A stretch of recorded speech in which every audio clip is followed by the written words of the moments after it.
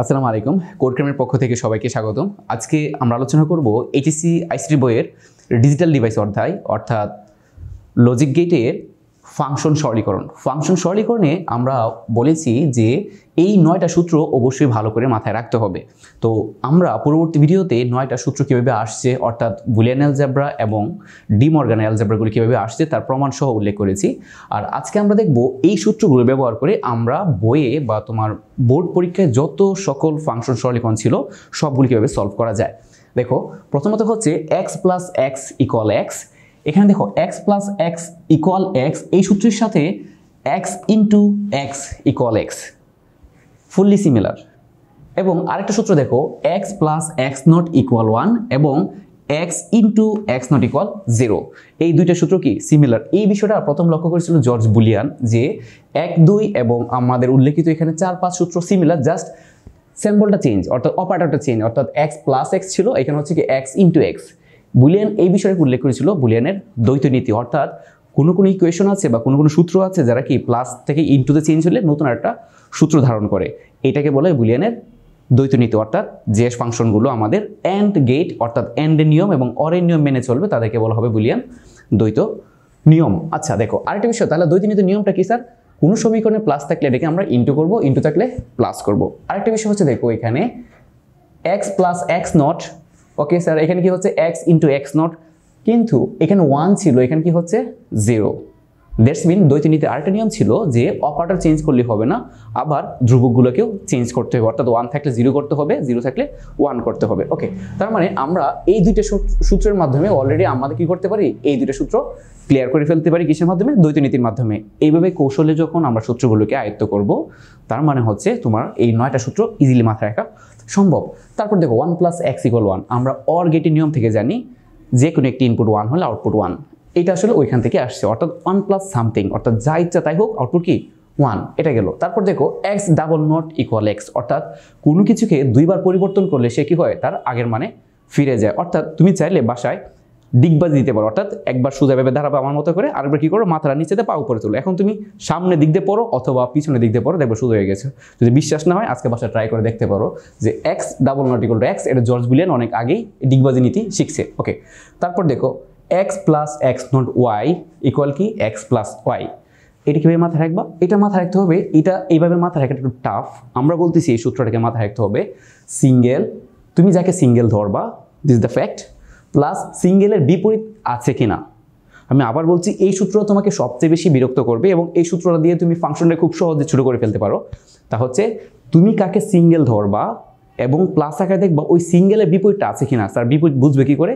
বিপরীত বোঝার বিষয় হচ্ছে যে নট থাকলে ওই পাশে নট থাকতে পারবে না, আর এই পাশে নট না থাকলে, অর্থাৎ তুমি যাকে সিঙ্গেল ধরছো তার উপর নট থাকলে ওই পাশে নট থাকতে পারবে না, আর তুমি যাকে সিঙ্গেল ধরছো এখানে যদি নট না থাকে তাহলে কি ওই পাশে নট থাকতে হবে।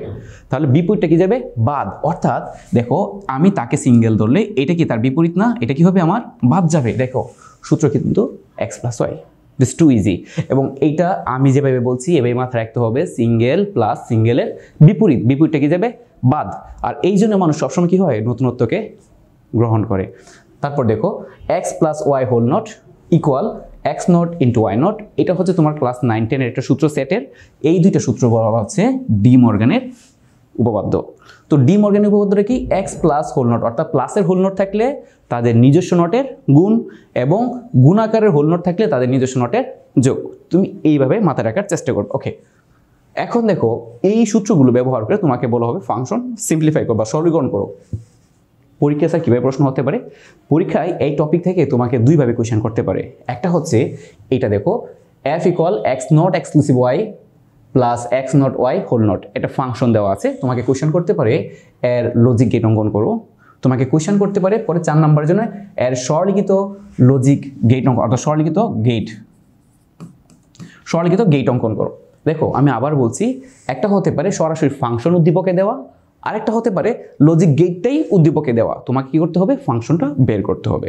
কিভাবে লজিক ফাংশন থেকে গেট আঁকতে হবে বা গেট থেকে কীভাবে ফাংশন বের করতে হবে সেই বিষয়ে ডিটেলস আমরা কথা বলেছি আমাদের ভিডিওগুলোতে, তুমি চাইলে প্লেলিস্ট থেকে এটা চেক করতে পারো। ওকে, এখন দেখো এটাকে আমরা একটু সলভ করার চেষ্টা করি যে স্যার এর লজিক গেটটা কীভাবে অঙ্কন করবো। লজিক গেট অঙ্কন করার নিয়মটা হচ্ছে, তুমি দেখবা এই ফাংশনে চলক কয়টা আছে, চলক কয়টা আছে বলো, চলক আছে দুইটা, এক্স এবং ওয়াই। তাহলে যেহেতু এক্স ওয়াই চলক আছে আমরা কি করব, এক্স নিব এবং ওয়াই নিব। ওকে, তার প্রথম শর্ত হচ্ছে তুমি কি করবা, চলক নিবা, তারপর দেখবা তাদের নিজস্ব নট আছে কি না, কারো নিজস্ব নট আছে কি নাই। হ্যাঁ স্যার, এক্স এর নিজস্ব নট আছে, ওয়াই এর কি নিজস্ব নট আছে না, তার মানে এক্স নট, তুমি কি করবা এখানে একটা নট গেট দিবা, দেওয়ার পরে এইটা হচ্ছে আমার এক্স নটের লাইন। এবার তুমি ড্রয়িং শুরু করো। কিভাবে ড্রয়িং করবো স্যার, দেখো এক্সক্লুসিভের নট এক্সক্লুসিভ করবে এবং তার হোল নট করবে কে, এক্স নর গেট। তাহলে দেখো আমরা কি করবো, এটা এক্স নর গেট নিব, আমরা হচ্ছে এক্স নর গেট নিচ্ছি, দেখো এক্স নর গেট, এইটা হচ্ছে আমার এক্স নর গেট, একটা লাইন যাচ্ছে এক্স নট থেকে, আরেকটা যাচ্ছে কোথায় থেকে, শুধু ওয়াই থেকে। সাথে সাথে তুমি কি করবো, ফাংশনটাকে এখানে লিখে দিবা, তাহলে তোমার ভুল হওয়ার সম্ভাবনা 0%। দেন দেখো এটার কাজ শেষ, তারপর কি x not y whole not, অর্থাৎ এখানে কি হচ্ছে, গুণ হচ্ছে নট হচ্ছে, গুণ করে নট করে কোন গেট, অবশ্যই ন্যান্ড গেট। তুমি কি করবা, একটা ন্যান্ড গেট আঁকবা, এই যে একটা ন্যান্ড গেট, আমরা জানি এটা হচ্ছে ন্যান্ড গেট। তাহলে একটা হচ্ছে কোথায় থেকে, দেখো একটা হচ্ছে এক্স নট থেকে, একটা হচ্ছে ওয়াই থেকে। দেন তুমি এটা ফাংশনটাকে লিখে দিলে x not y whole not. তারপর কি হচ্ছে দেখো, এই দুইটার যোগ হবে নট হবে, যোগ করে হোল নট করে কোন গেট, অবশ্যই নর গেট। তাহলে তুমি কি করবে, একটা নর গেট নিবা, এই হচ্ছে আমার নর গেট, এবং এইটা এইভাবে সংযুক্ত করে দিবা, এইটা হচ্ছে তোমার কি ফাইনাল আউটপুট। এইটার জন্যই তোমাকে পাক্কা 3টা মার্ক দেওয়া হয়। এই হচ্ছে ফাংশন গেট, অর্থাৎ 3 মার্কের কোয়েশ্চেন আসলে তুমি এভাবে অ্যান্সার করবা। দেখো আমি তোমাকে এটার ভাইস ভার্সা সিস্টেমটা দেখাচ্ছি। উদ্দীপকে এমন হতে পারে, উদ্দীপকটা এটা, অর্থাৎ তুমি এখানে আমার যে লজিক সার্কিটে দেখতে পারতেছো এইটাই উদ্দীপক থাকবে, তোমাকে উল্টা বলা হবে এর ফাংশনটা বের করো। তুমি কি করবা, গেটটা দেখে দেখে জাস্ট ফাংশনটা লিখে, এইটাই জন্য তোমাকে 3টা মার্ক দেওয়া হয়। আইসিটি আমরা আসলে জাস্ট নিজের ভাবি কঠিন, আসলে আইসিটি খুবই সহজ, জাস্ট প্র্যাকটিস করতে হয় এবং বুঝে শুনে পড়তে হয়। তারপর দেখো সরললিখিত গেট অঙ্কন করো, আমরা এটাকে সরল করব, তারপর আবার গেট আঁকবো। আমি অনেকগুলো সরল তোমাকে দেখাবো, আজকে আমাদের মেইন উদ্দেশ্য হচ্ছে ফাংশন সরলীকরণ, আমি অনেকগুলো সরল তোমাকে দেখাবো। এখন দেখো এখানে ফাংশনটা কি আছে, এটা ফাংশনটা হচ্ছে x not exclusive y plus x not y, এটা ওকে, এটা হচ্ছে আমাদের ফাংশন।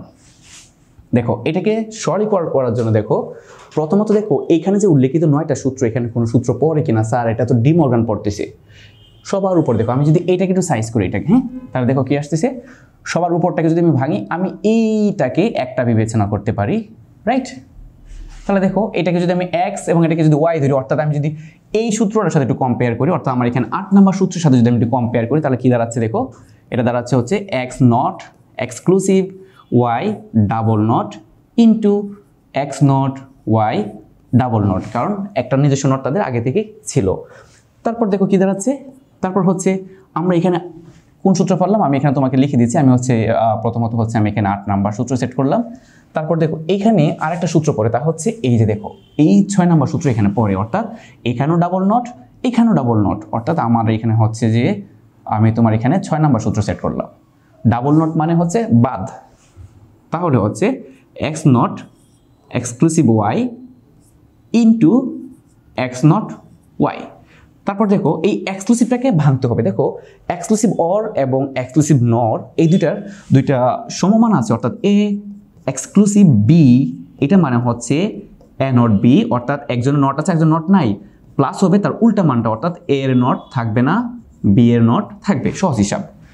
তারপর দেখো A exclusive B whole not, এইটা সমীকরণটা হচ্ছে এটা বিপরীত, অর্থাৎ নটগুলো হবে একসাথে, নট ছাড়াগুলো কি আলাদা থাকবে, অর্থাৎ A B plus A not into B not, এই দুইটা অবশ্যই মাথায় রাখতে হবে, হ্যাঁ। তারপর দেখো আমরা এইটাকে ভাঙবো, এখানে এই এক্স নটটাকে একটা ধরতে হবে, কারণ তার তো একটা আগে থেকে নট ছিল, এইটাকে এখন আমি এই সূত্রে সেট করতে সাজাচ্ছি। তাহলে দেখো কি আসতেছে, এক্স ডাবল নট, কারণ একটা নট তো তার আগে থেকে আছে, into y plus x y not, কিন্তু এই এক্স নট তো একটা আগে থেকে আছে, সো কি এটা এক্স নট ইন্টু হচ্ছে কি দেখো এক্স নট ওয়াই। এবার তুমি কি করবা, এবার দেখো এখানে কি আসছে, এখানে আসছে sir x y plus x not y not into থাকে কি দেখো এক্স নট ওয়াই। এবার আমরা জাস্ট গুণ দিব, দেখো এটাতে এটা গুণ দিব, তাহলে আসতেছে দেখো x y x not y plus x not y not x not y, just normal mathematical গুণ। দেখো আমরা জানি এখানে দেখো already x into x not, অর্থাৎ দেখো এক্স ইন্টু এক্স নট কি 0, অর্থাৎ বিপরীত গুণ আকারে থাকলে 0। ওকে, তাহলে x ইন্টু x নট কি 0, এখানে দেখো y ইন্টু y নট কি 0, আর 0 ইন্টু x নট তো 0ই। সো আউটপুট কি দাঁড়াচ্ছে 0। এখন আমার ফাংশনের আউটপুট আসছে কি 0। হ্যাঁ, ফাংশন আউটপুট 0 1 যা ইচ্ছা হতেই পারে। প্রশ্ন হচ্ছে স্যার লজিক গেটটা কী হবে তাহলে? এই টাইপের কোয়েশনের ক্ষেত্রে যদি আউটপুট কখনো 1 বা 0 হয় তাহলে তুমি সবসময় বাফার গেটের সাহায্য নিবা। আরেকটা গেটের সাথে তোমাকে পরিচয় করাই দিই, এটা হচ্ছে বাফার গেট। অর্থাৎ বাফার গেট হচ্ছে সেই গেট যার ইনপুটে যা দিবা আউটপুট তাই হবে। তাহলে এই টাইপের কোয়েশন বইয়ে থাকতেও পারে আবার নাও থাকতে পারে। মনে রাখতে হবে তোমাকে যদি আমি কখনো কোয়েশন করি নট গেটের বিপরীত গেট কি, অবশ্যই বাফার গেট। নট গেটের বিষয় হচ্ছে ইনপুটে যা দিবা আউটপুট তার উল্টা হবে, আর বাফার গেট হচ্ছে ইনপুটে যা দিবা আউটপুট তাই হবে। আমি সিমিলারলি এমন আরও কয়েকটা ফাংশন তোমাকে দেখাচ্ছি। দেখো এখানে আমি 3টা ফাংশন লিখে রাখছি। একটা হচ্ছে x plus y not into z plus x not. এখন দেখো এখানে কি করব আমরা, প্রথমত হচ্ছে এটার উপরে সবার উপরে হোল নটটাকে আমরা ভাঙবো না, আমরা নিচে গুণের কাজটাকে শেষ করি। দেখো কি আসছে x plus y not z plus x not y not whole not, অর্থাৎ এটা জাস্ট নিচে আমি গুণ দিলাম, ওয়াই নট দিয়ে জেডকে গুণ দিলাম, ওয়াই নট দিয়ে এক্স নটকে গুণ দিলাম। গুণ দেওয়ার পরে দেখো এইখানে এমনভাবে কমন নিতে হবে অথবা কোনো না কোনো সূত্র পরে এমনভাবে তোমাকে সাজাতে হবে। দেখো আমি যদি কাউকে সিঙ্গেল ধরি, অলরেডি দেখতে পারতেছি এক্স নিজে সিঙ্গেল আকারে আছে। আমরা আগে বলছি যে একটা সূত্র আছে এমন যে x plus x not y equal x plus y. এই সূত্রটাকে তুমি কীভাবে মাথায় রাখতে হবে, সিঙ্গেল, কাউকে সিঙ্গেল ধরো এবং অন্য কোনো একটা পদে দেখো তার বিপরীতটা আছে কিনা, ওই বিপরীতটাকে তুমি সরাই দাও, তাহলে কাজ শেষ।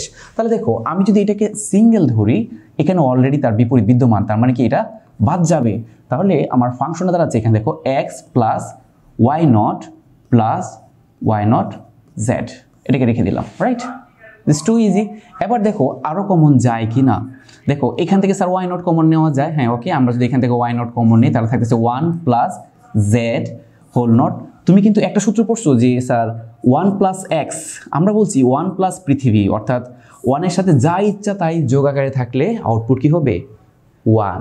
সো আমরা বলতে পারি 1 প্লাস জেড ইকুয়াল টু 1, তাহলে থাকতেছে কি দেখো x plus y not whole not into 1। So 1 আমরা লিখলাম না, কারণ কি 1কে বলা হয় গড নাম্বার, ওকে।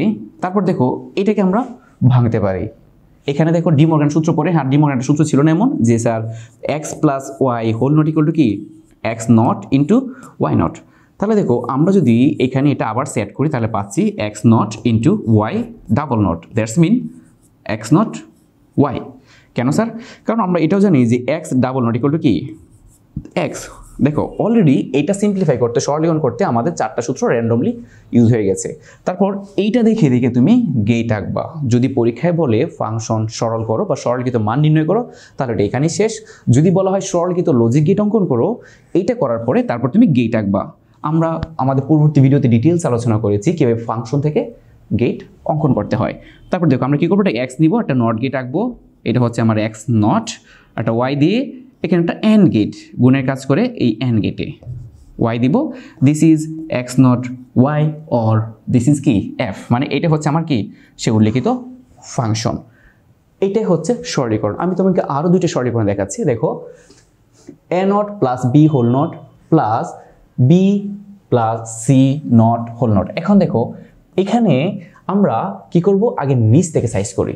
কেন স্যার সবার উপরে হোল নটটা কেন ভাঙবো না? কারণ হচ্ছে স্যার এখানে সবার উপর যে হোল নটটা আছে তার নিচে যারা আছে, দেখো এখানে কি সবার উপর হোল নট আছে, এখানে এটার উপর আছে, স্যার এটার উপর তো নাই, এই জন্য কি আমরা নিচেরটা আগে সাইজ করি, সবার উপরে লাস্টে করবো। তাহলে দেখো এইটাকে যদি আমরা জাস্ট এইটাকে যদি একটু সাইজ করার চেষ্টা করি তাহলে কি দাঁড়াচ্ছে sir A double not into B not, okay, plus এখানে থাকতেছে আমার B plus C not whole not, ওকে।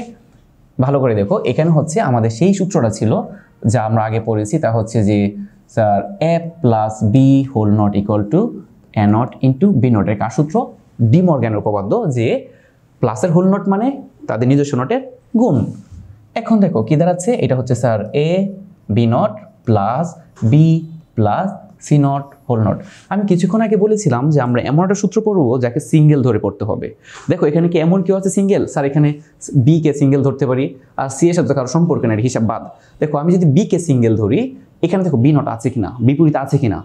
ওকে, আরেকটা বিষয় মনে রাখতে হবে যে তারা, তুমি যাকে সিঙ্গেল ধরছো তার বিপরীত জন কখনই তারা পাশাপাশি থাকবে এমন না, তারা অন্য কোনো এক দূরত্বে থাকতে পারে। যেমনটা হচ্ছে তুমি যাকে পছন্দ করো সে তোমার বাড়ির পাশের প্রতিবেশী নাও হতে পারে, সহজ হিসাব। দেখো তাহলে দেখো এইটাকে যদি আমি সিঙ্গেল ধরি তাহলে এটা কি তার বিপরীত না, সো সে বাদ। এখন দেখো তাহলে কি দাঁড়াচ্ছে, এটা দাঁড়াচ্ছে হচ্ছে A plus B plus C not whole not. Okay, এখন দেখো এইখানে কি তুমি কোনো কিছু করতে পারবা? না, এখানে কোনো কিছুই করা সম্ভব না। এখন এটা লজিক গেট কি হবে?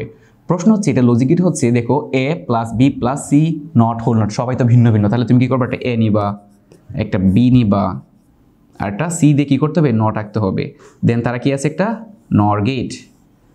এইটা হচ্ছে তোমার ফাইনাল আউটপুট, অর্থাৎ ফাইনাল কে, ধরো যে আমি যদি এটার নাম এক্স দিই তাহলে দিস ইজ দ্য এক্স। এখন দেখো নর্মালি আমরা এটা অ্যান্সার এখানে শেষ করব। প্রশ্ন হচ্ছে কখনো কখনো তোমার মনে হতে পারে স্যার আমি এটা তো স্যার ডিমোগ্রান পরে আপনি তো ভাঙলেন না।